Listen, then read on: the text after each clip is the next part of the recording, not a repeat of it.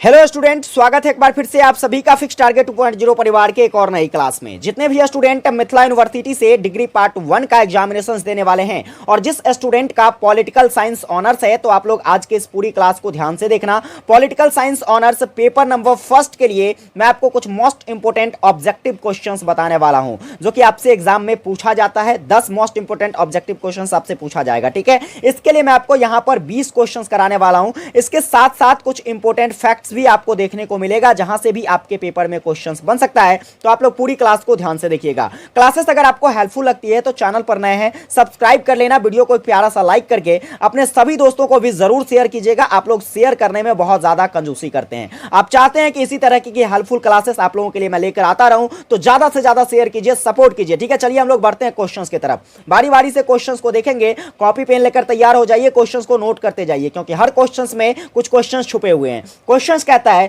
कि आधुनिक राजनीति विज्ञान, ठीक है, ये पॉइंट्स याद रखना। आधुनिक राजनीति विज्ञान, आधुनिक राजनीति विज्ञान का जनक जो है यह किसे कहा जाता है? तो कहोगे सर आधुनिक राजनीति विज्ञान का जनक जो है अरस्तु को कहा जाता है। अब बात करते हैं यहां पर कुछ इंपोर्टेंट फैक्ट की। अगर आपसे पूछ लिया जाए कि भारत में कहां पर, तो भारत में राजनीति विज्ञान का जनक जो है यह किसे कहा जाता है? तो आप कहोगे सर कौटिल्य को कहा जाता है। लेकिन देखिए एग्जामिनर जो है यह आपको फंसाने के लिए कभी कभी कौटिल्य ना देकर चाणक्य भी ऑप्शन में दे देता है, ठीक है। तो आपको याद रखना है, कौटिल्य रहे तो कौटिल्य या फिर चाणक्य रहे तो चाणक्य, दोनों ऑप्शन एक साथ नहीं दिया जा सकता, ठीक है। इसलिए याद रखिएगा, भारत में अगर कहा जाए राजनीतिक विज्ञान का जनक तो कौटिल्य या चाणक्य हो जाएगा। अगला क्वेश्चन बात करें तो देखिए यहीं पर क्वेश्चन बन जाता है कि आधुनिक राजनीति चिंतन का जनक क्या पूछा जाएगा? आधुनिक राजनीति चिंतन का जनक जो है या किसे कहा जाता है? तो आप कहोगे सर आधुनिक राजनीति चिंतन का जनक जो है ये भाई साहब मैकियावेली को कहा जाता है। आगे देखिए यहां पर क्वेश्चंस बन जाता है कुछ और। देखिए आपसे पूछ लिया जाए कि आधुनिक प्रथम, ठीक है,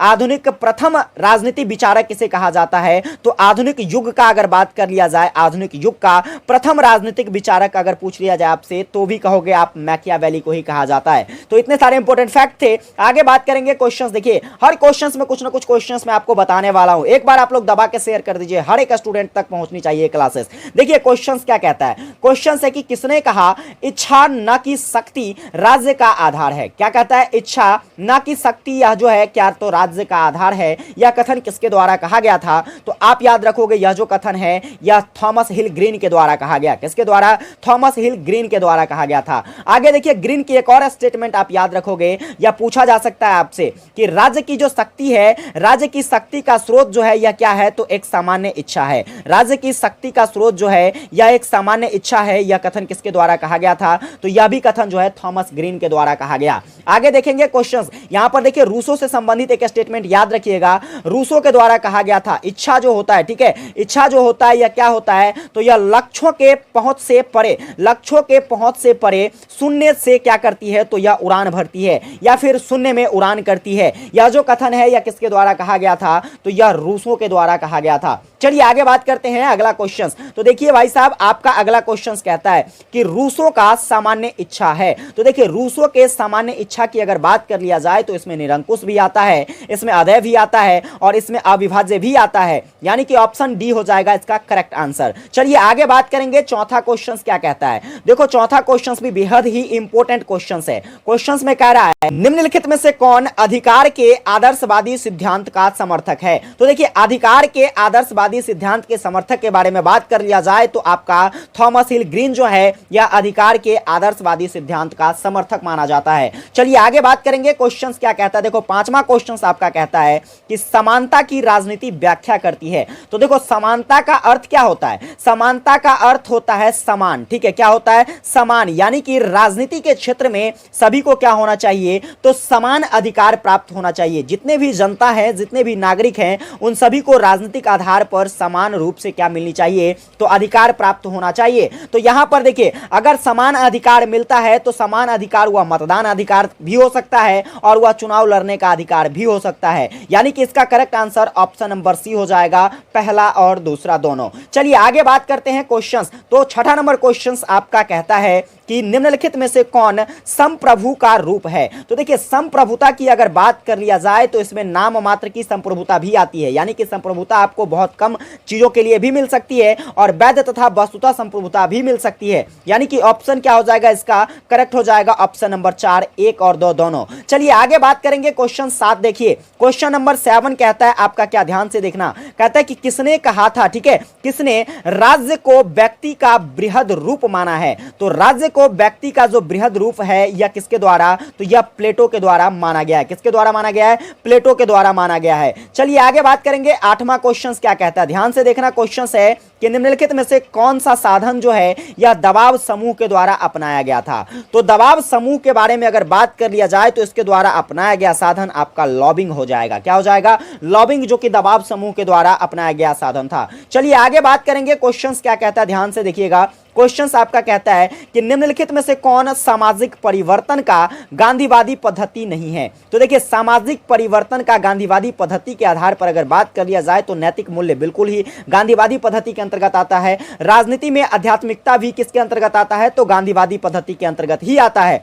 आर्थिक क्षेत्र में ट्रस्टी शिल्प प्रणाली जो है यह भी किसके अंतर्गत आता है, गांधीवादी पद्धति के अंतर्गत आता है। और एक जो है आपका लैंगिक असमानता, यह गांधीवादी पद्धति में नहीं आता है। यानी कि इसका करेक्ट आंसर ऑप्शन नंबर 4 हो जाएगा। आगे बात करेंगे 10वां क्वेश्चन देखिए, कहता है गार्नर के अनुसार, किसके अनुसार, गार्नर के अनुसार राज्य के आवश्यक तत्व कितने हैं। तो गार्नर के द्वारा जो है राज्य के 4 आवश्यक तत्वों को बताया गया था। चारों ध्यान से नोट करना। पहला तो था भाई साहब मनुष्यों का क्या, तो मनुष्यों का समुदाय होना चाहिए। क्या होना चाहिए, पहला था आपका मनुष्यों का समुदाय। दूसरा क्या था भाई साहब, तो मनुष्यों को रहने के लिए एक प्रदेश होना चाहिए। क्या होना चाहिए, मनुष्य जहां रहे वह एक प्रदेश हो। आगे था इसका तीसरा जो कि क्या क्या कहते हैं आवश्यक तत्व था, उसको नोट करिएगा। तो तीसरा था आंतरिक संप्रभु। क्या था, आंतरिक संप्रभु, आंतरिक संप्रभुता एवं कहा जाए तो बाहरी सुरक्षा। ठीक है, आगे बात करेंगे तो चौथा नंबर इसका जो आवश्यक तत्व था वह क्या था, तो वह था एक राजनीतिक संगठन। क्या था,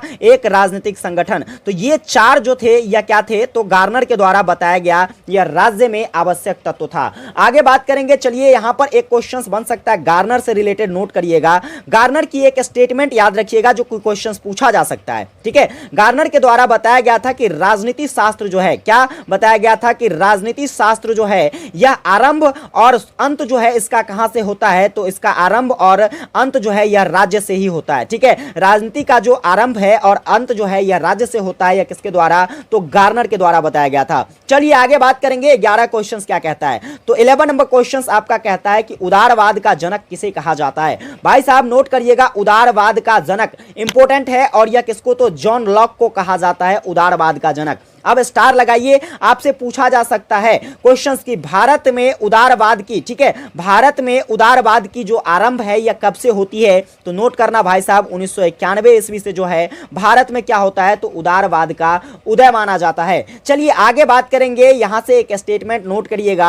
अगर आपसे कहा जाए कि अर्थशास्त्र का जनक, ठीक है, अर्थशास्त्र का जनक आपसे पूछ लिया जाए, या फिर पूछ लिया जाए कि राजनीतिक अर्थव्यवस्था का जनक, क्या पूछ लिया जाए, राजनीतिक अर्थव्यवस्था का जनक किसे कहा जाता है, तो आप कहोगे सर किसको कहते हैं, तो यह एडम स्मिथ को कहा जाता है। किसको कहा जाता है, एडम स्मिथ को राजनीतिक अर्थव्यवस्था का जनक कहा जाता है। चलिए आगे बात करेंगे। अगला क्वेश्चन देखिएगा क्या कहता है। आपका अगला नंबर क्वेश्चन कहता है, ध्यान से देखना, यहां पर कई सारे प्रश्न बन सकते हैं। क्वेश्चन देखिए, कहता है कि लासवेल क्या कहते हैं, लासवेल और कैटलिन के अनुसार कौन सा कथन जो है यहां पर सत्य है। तो देखिए लासवेल, अगर बात कर लिया जाए लासवेल और कैटलिन के द्वारा दिया गया कथन इसमें से कौन सा है, तो पहला कथन क्या है, राजनीतिक विज्ञान जो है यह राज्य का अध्ययन है। यह किसके द्वारा कहा गया था, याद रखिएगा, यह जो है जेम्स के द्वारा कहा गया था। किसके द्वारा, जेम्स के द्वारा कहा गया कि राजनीतिक विज्ञान जो है यह राज्य का अध्ययन है। वहीं पर बात करें तो अगला क्वेश्चन कहता है राजनीतिक विज्ञान सरकार का अध्ययन है। यह जो कहा गया था अरस्तु के द्वारा कहा गया था। किसके द्वारा कहा गया था,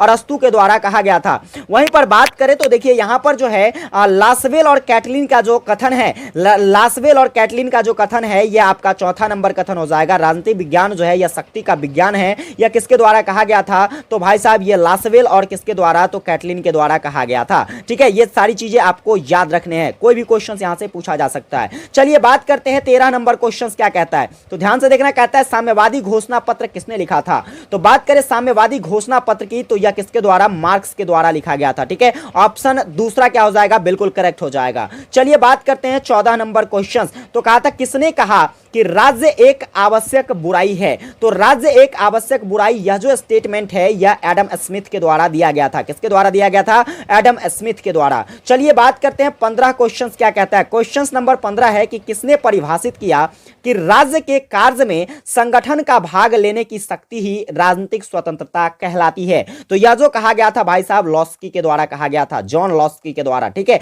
चलिए आगे बात करते हैं। आपका अगला क्वेश्चन क्या कहता है?